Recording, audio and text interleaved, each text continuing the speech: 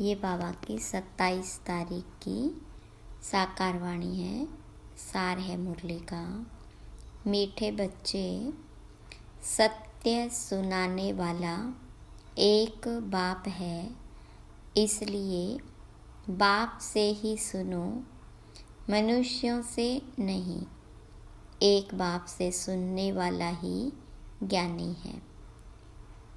प्रश्न: जो आत्माएं अपने देवी देवता घराने की होंगी, उनकी मुख्य निशानी क्या होगी? तो बाबा ने कहा, उन्हें यह ज्ञान बहुत अच्छा और मीठा लगेगा। वह मनुष्य मत को छोड़ ईश्वरीय मत पर चलने लग पड़ेंगे। बुद्धि में आएगा कि श्री मत से ही हम श्रेष्ठ बनेंगे। अभी यह पुरुषोत्तम संगम युग चल रहा है। हमें ही उत्तम पुरुष बनना है। ओम शांति। मीठे मीठे रूहानी बच्चे, आत्म अभिमानी भव। देह का अभिमान छोड़ अपने को आत्मा समझो। यह भी जानते हो परमात्मा एक है। ब्रह्मा को परमात्मा नहीं कहा जाता। ब्रह्मा के 84 जन्मों की कहानी को तुम जानते हो। उनका यह है अंतिम जन्म। मुझे आना भी इसमें ही होता है। जिसने पूरे 84 जन्म लिए हैं, उनको ही बताता हूँ। तुम 84 जन्मों को नहीं जानते हो, मैं ही तुमको बताता हूँ। पहले पहले तुम यह देवी देवता थे। अब यह बनने के लिए फिर पुरुषार्थ करना है। पुनर्जन्म तो पहले जन्म से ही शुरू होता है। अब बाबा कहते हैं, मैं जो तुमको सुनाता हूँ वह है राइट। बाकी जो कुछ तुमने सुना है वह है रोंग। मुझे कहते हैं ट्रुथ, सत्य बोलने वाला। मैं सत्य धर्म की स्थापना करने आता हूँ। कहा जाता है सच तो बीठो नच, अर्थात सच्चे हो तो खुशी में डांस करो। यह है ज्ञान डांस। वो लोग श्री कृष्ण को दिखाते हैं मुरली बजाई, रास किया। वह है सचखंड के मालिक। लेकिन इनको भी बनाने वाला कौन? सचखंड की स्थापना करने वाला कौन? वह है सचखंड, यह है झूठखंड। भारत सचखंड था जब इन लक्ष्मी नारायण का राज्य था। उस समय और कोई खंड नहीं था। मनुष्य यह नहीं जानते कि स्वर्ग कहाँ है। कोई मरते हैं तो कहते हैं स्वर्गवासी हुआ। बाबा समझाते हैं, तुम उल्टे लटक पड़े हो, माया के अधीन हो पड़े हो। अब तुमको बाबा आकर सुलटा बनाते हैं। तुम जानते हो भक्तों को भक्ति का फल देने वाला है भगवान। इस समय सब भक्ति में है। जो भी शास्त्र आदि है सब है भक्ति मार्ग के। यह गीत गाना आदि सब है भक्ति मार्ग। ज्ञान मार्ग में भजन होता नहीं। तुम जानते हो हमको आवाज़ से परे जाना है, वापस जाना है। बाबा कहते मीठे बच्चों, मुख से हे भगवान भी कभी नहीं कहना। यह भी भक्ति मार्ग है। कलयुग के अंत तक भक्ति मार्ग चलता है। अब यह है पुरुषोत्तम संगम युग, जबकि बाबा आकर ज्ञान से तुमको उत्तम पुरुष बनाते हैं। तुम एक ईश्वरीय मत पर चलो। जो ईश्वर कहते हैं वह राइट है। बाबा मनुष्य तन में आकर सुनाते हैं। तुम कितने समझदार थे, अब कितना बेसमझ बन पड़े हो। तुम गोल्डन एज में थे, अब आयरन एज में आ गए हो। यहाँ का जो होगा उनको यह ज्ञान बहुत अच्छा लगेगा, यहाँ वालों को मीठा लगेगा।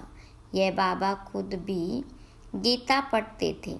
बाबा मिला तो सब कुछ छोड़ दिया, गुरु भी बहुत किए।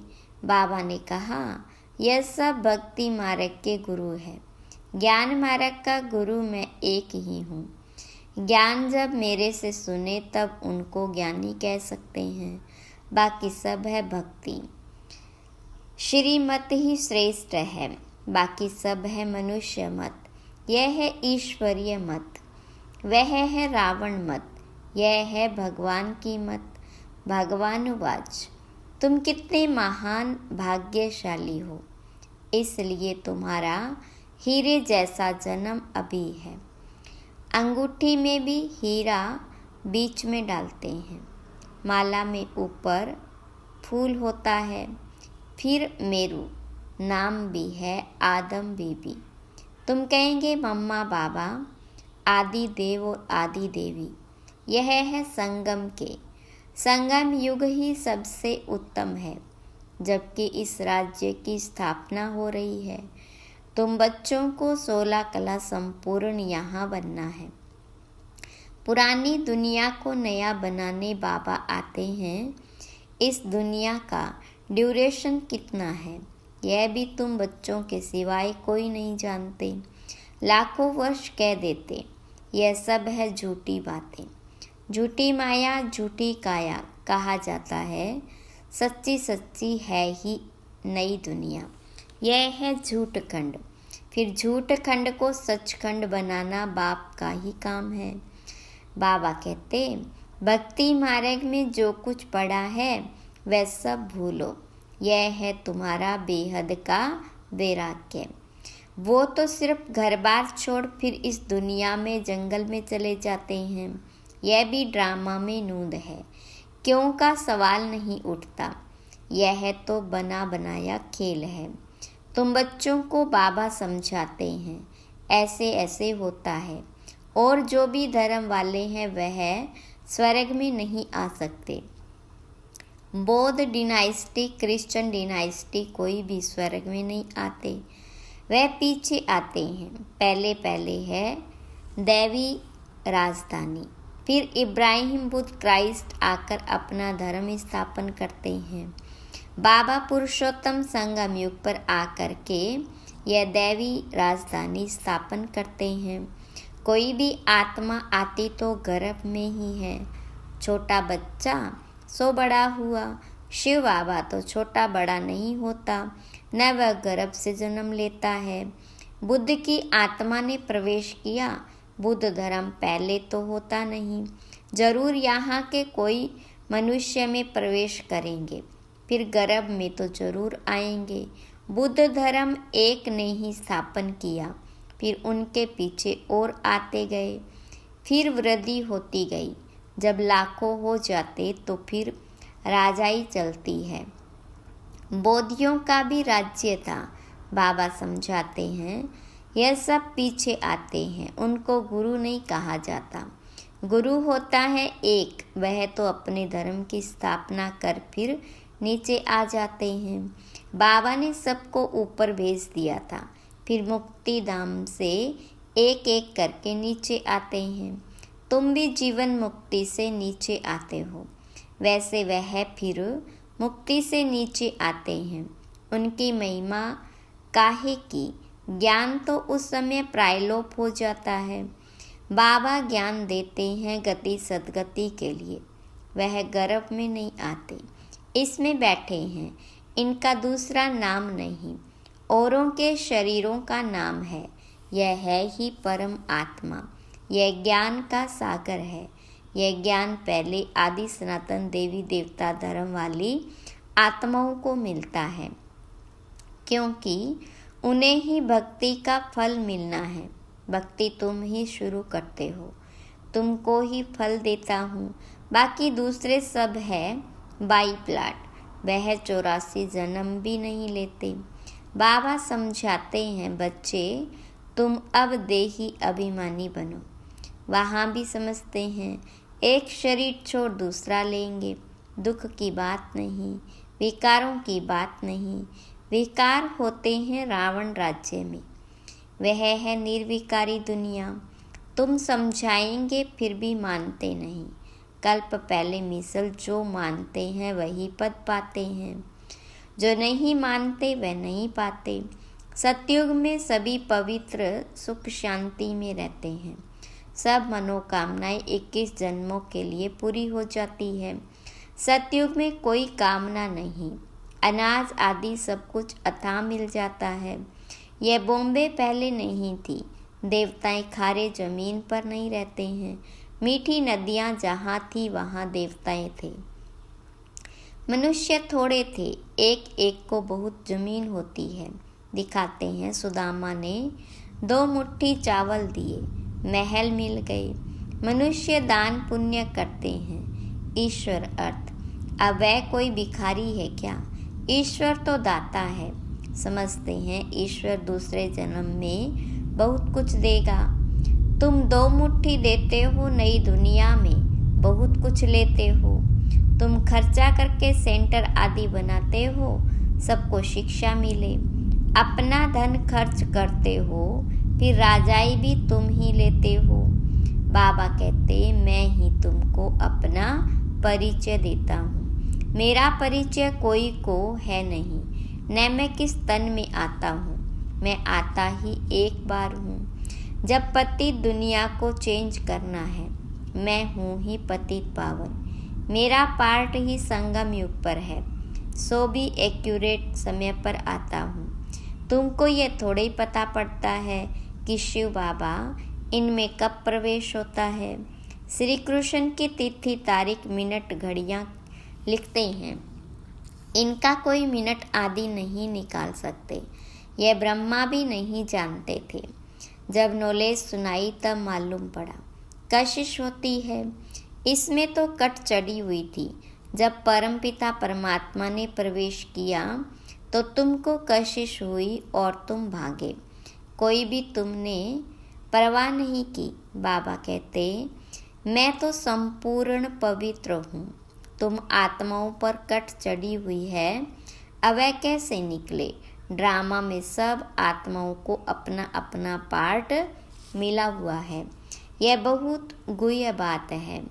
आत्मा कितनी छोटी है, दिव्य दृष्टि के बिगर उनको कोई देख न सके। बाबा आकर तुमको ज्ञान का तीसरा नेत्र देते हैं। तुम जानते हो हम आत्माओं को ही बाबा पढ़ाते हैं।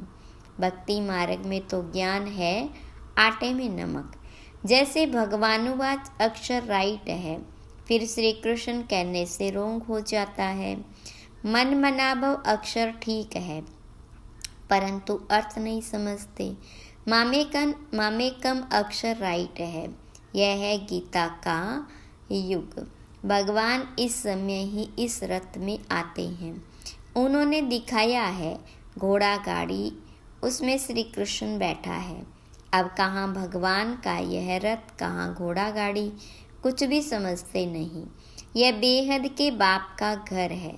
बाबा सब आत्माओं यानी बच्चों को 21 जन्मों के लिए हेल्थ, वेल्थ, हैप्पीनेस देते हैं। यह भी अनादि अविनाशी बना बनाया ड्रामा है। कब शुरू हुआ कह नहीं सकते, चक्कर फिरता ही रहता है। इस समय का तो किसको मालूम ही नहीं। बाबा बतलाते हैं यह ड्रामा 5000 वर्ष का है। आधा में सूर्यवंशी चंद्रवंशी, आधा में अर्थात 2500 वर्ष में बाकी और सब धर्म। तुम जानते हो सतयुग में है ही वाइसलेस वर्ल्ड, निर्विकारी दुनिया। तुम अभी योग बल से विश्व की राजाई लेते हो। क्रिश्चियन लोग खुद समझते हैं हमको कोई प्रेर रहा है, जो हम विनाश के लिए यह सब कुछ बनाते हैं। कहते हैं हम ऐसे बॉम्ब्स बनाते हैं जो एक दुनिया तो क्या 10 दुनिया ख़त्म कर सकते हैं। बाबा कहते मैं हेवन स्थापन करने आया हूँ, बाकी विनाश तो यह करेंगे। अच्छा मीठे मीठे सिकिलदे बच्चों प्रति माता पिता बाप दादा का याद प्यार और गुड मॉर्निंग। रूहानी बाप की रूहानी बच्चों को नमस्ते। रूहानी बच्चों की रूहानी बाप दादा को याद प्यार गुड मॉर्निंग और नमस्ते। धारणा के लिए मुख्य सार। पहली पॉइंट, बेहद का वैरागी बन। जो कुछ अब तक भक्ति में पढ़ा व सुना है वह सब भूलना है। एक बाबा से सुनकर उनकी श्रीमत से स्वयं को श्रेष्ठ बनाना है।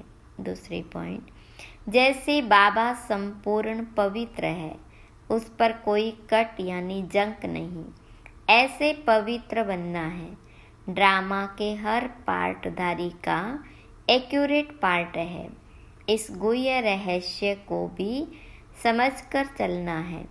वरदान, बाप और वरदाता इस डबल संबंध से डबल प्राप्ति करने वाले सदा शक्तिशाली आत्मा भव। विस्तार, सर्वशक्तियाँ बाप का वर्षा और वरदाता का वरदान है। बाप और वरदाता इस डबल संबंध से हर एक बच्चे को यह श्रेष्ठ प्राप्ति जन्म से ही होती है। जन्म से ही बाप बालक को सर्व शक्तियों का मालिक बना देता है। साथ साथ वरदाता के नाते से जन्म होते ही मास्टर सर्वशक्तिवान बनाए सर्वशक्ति भव का वरदान दे देता है। तो एक द्वारा यह डबल अधिकार मिलने से सदा शक्तिशाली बन जाते हो।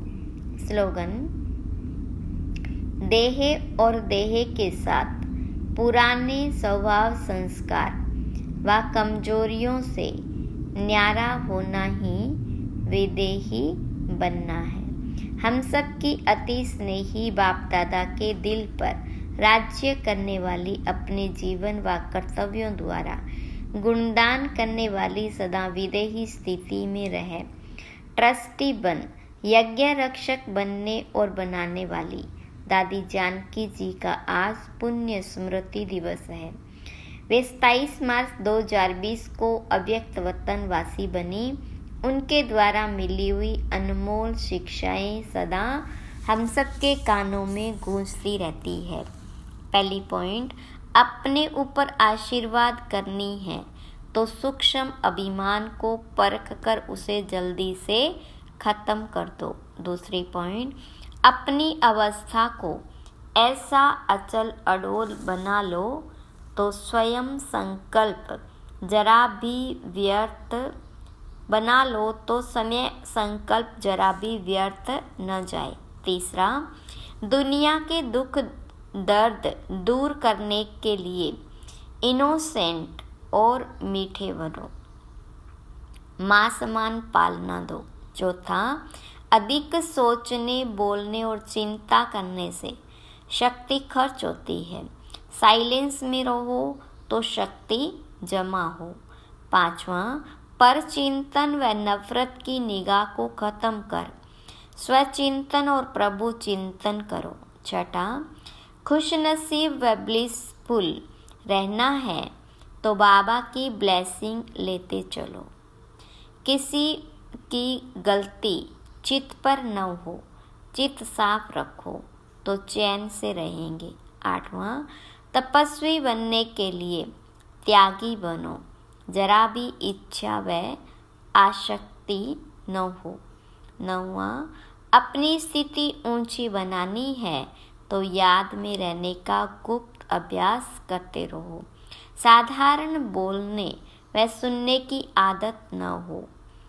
10वां, अपनी सतोगुणी दृष्टि वृत्ति द्वारा आपस में सतोगुणी व्यवहार से अपनी संपूर्णता को समीप लाओ।